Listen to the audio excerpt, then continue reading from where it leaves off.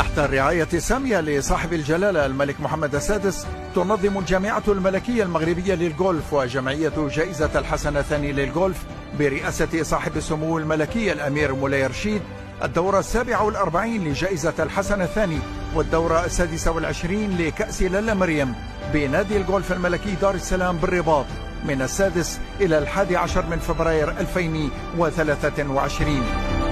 ستكون المسالك الحمراء الأسطورية مسرحا لعودة الأبطال، نخبة من أساطير عالم رياضة الغولف من دور أبطال رابطة لاعبي الغولف المحترفين.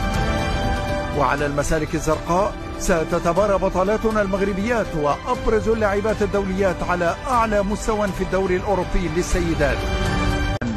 مرحبا بكم بمسالك دار السلام بالرباط، مدينة الأنوار والعاصمة الإفريقية للثقافة. لمزيد من المعلومات www